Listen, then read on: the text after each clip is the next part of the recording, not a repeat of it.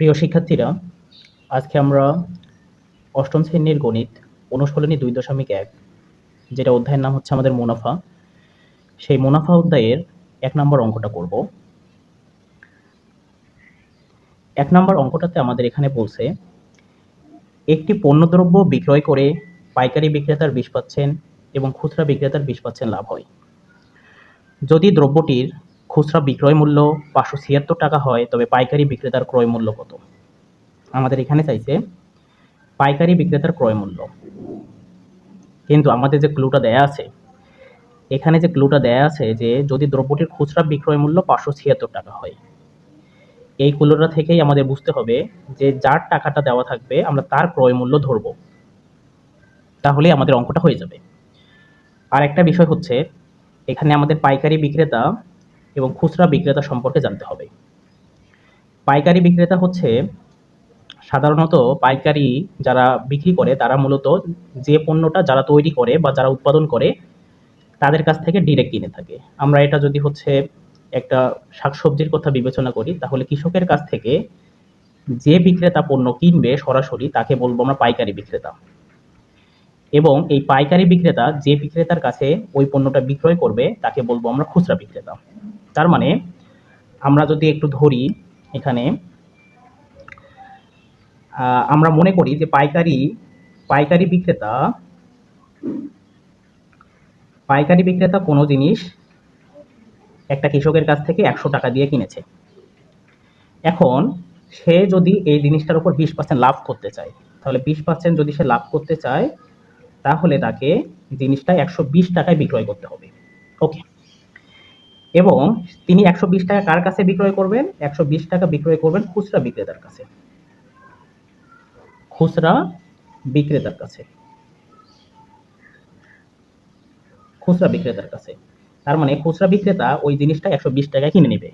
তাহলে এখান থেকে আমরা বলতে পারি পাইকারি বিক্রেতার বিক্রয় মূল্য সমান খুচরা বিক্রেতার ক্রয় মূল্য। এই কথাটা যদি আমরা বুঝতে পারি, অর্থাৎ পাইকারি বিক্রেতা যে দামে একটা পণ্য বিক্রয় করবেন, খুচরা বিক্রেতা ওই দামে পণ্যটা ক্রয় করবেন। ওই দামে ক্রয় করে খুচরা বিক্রেতাও আবার কিছু লাভ করবে, কারণ যদি সে কিছু লাভ করতে না পারে তাহলে সে আবার কি খাবে। তো আশা করি যদি আমরা এটা বুঝতে পারি যে পাইকারি বিক্রেতা যে দামে কোনো জিনিস বিক্রি করবে, খুচরা বিক্রেতা ওই দামে সেই জিনিসটা ক্রয় করবে, এই কথাটা বুঝতে পারলে এই অঙ্কটা আমাদের হয়ে যাবে। তো আমাদের যে ক্লুটা দেয়া আছে যে খুচরা বিক্রেতার বিক্রয় মূল্য, এই খুচরা বিক্রেতার যেহেতু বিক্রয় মূল্য দেওয়া আছে, তাহলে আমরা এই ক্লুটা অনুযায়ী ধরবো যে খুচরা বিক্রেতার ক্রয় মূল্য 100 টাকা, যেহেতু এটা আমাদের শতকরার অঙ্ক।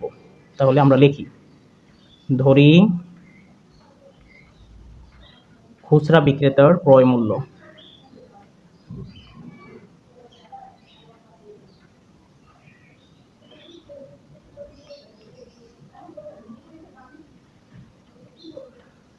100 টাকা। তাহলে খুচরা বিক্রেতার ক্রয় মূল্য 100 টাকা। সে যদি 20% লাভে সে দ্রব্যটি বিক্রয় করছে 576 টাকায়। তার মানে যদি সে কিন্তু 100 টাকায়, আমাদের ক্রয় মূল্যটা দেওয়া নেই, আমরা ক্রয় মূল্যটা বের করব। তাহলে 20% লাভে সে বিক্রয় করবে কত টাকা? তাহলে 20% লাভে 20% লাভে ওই খুচরা বিক্রেতার বিক্রয় মূল্য হবে, ক্রয় মূল্য যদি 100 হয়, 20% লাভে হবে 20 যোগ, তার মানে 120 টাকা। 120 টাকা। এখান থেকে আমরা এই 576 টাকা বিক্রয় মূল্যের ক্লুটা ইউজ করে আমরা খুচরা বিক্রেতার ক্রয় মূল্যটা বের করব। তাহলে কিভাবে বের করব শিক্ষার্থীরা? এখন আমরা লিখব যে বিক্রয় মূল্য 120 টাকা হলে বিক্রয় মূল্য 120 টাকা হলে ক্রয় মূল্য 100 টাকা। বিক্রয় মূল্য 1 টাকা হলে ক্রয় মূল্য হবে 100/120 টাকা।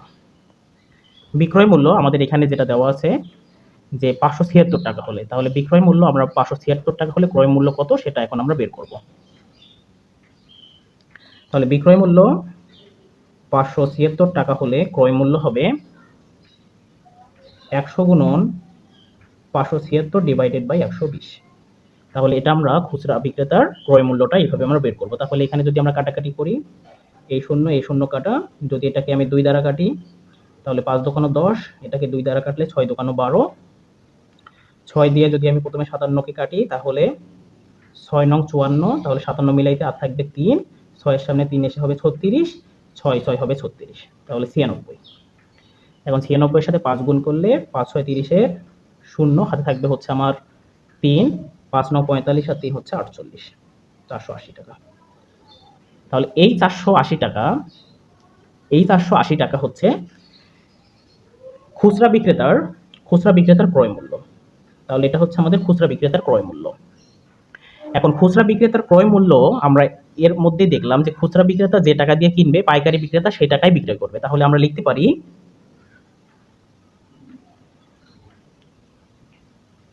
খুচরা বিক্রেতার ক্রয় মূল্য সমান পাইকারি বিক্রেতার বিক্রয় মূল্য। পাইকারি বিক্রেতার বিক্রয় মূল্য।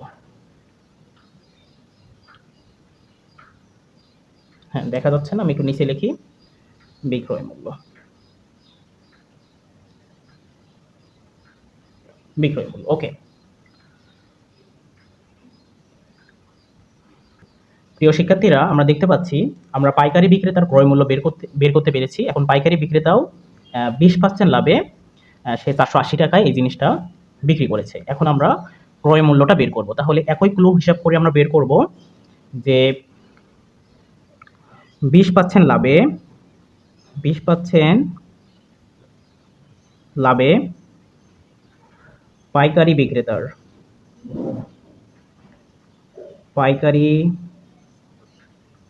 বিক্রেতার ক্রয় মূল্য কত হবে? ক্রয় মূল্য 100 টাকা। ক্রয় মূল্য সমান 100 টাকা হলে বিক্রয় মূল্য কত হবে? বিক্রয় মূল্য হবে 100 যোগ 20 সমান 120 টাকা। ওকে, এখন আমাদের যেহেতু আমরা বিক্রয় মূল্যটা বের করতে পারছি, পাইকারি বিক্রেতার আমরা বিক্রয় মূল্যটা বের করতে পারছি, তার মানে আমাদের ক্রয় মূল্যটা প্রশ্নে চাইছে। তাহলে বিক্রয় মূল্য 120 টাকা হইলে ক্রয় মূল্য হবে 100 টাকা। এটা আমরা লিখব। কিভাবে লিখব শিক্ষার্থীরা? বিক্রয় মূল্য 120 টাকা হলে ক্রয় মূল্য সমান 100 টাকা। কারণ যেহেতু আমাদের ক্রয় মূল্যটা বের করতে বলছে। বিক্রয় মূল্য 1 টাকা হলে ক্রয় মূল্য হবে 100 ডিভাইডেড 120 টাকা। বিক্রয় মূল্য আমাদের যেটা বের হয়েছে 480 টাকা হলে ক্রয় মূল্য হবে 100 গুণন 480 বাই 120। তাহলে কিভাবে কাটাকাটি করব? 0 0, 12 কে 12, 4 12 48, তাহলে 4 কে 100 দ্বারা গুণ করলে 400 টাকা। এই 400 টাকা হচ্ছে পাইকারি বিক্রেতার ক্রয় মূল্য। তাহলে সুতরাং পাইকারি বিক্রেতার ক্রয় মূল্য সমান 400 টাকা। আশা করি আমরা বুঝতে পেরেছি। পরের অঙ্কগুলো পরের পাঠে দিব ইনশাআল্লাহ।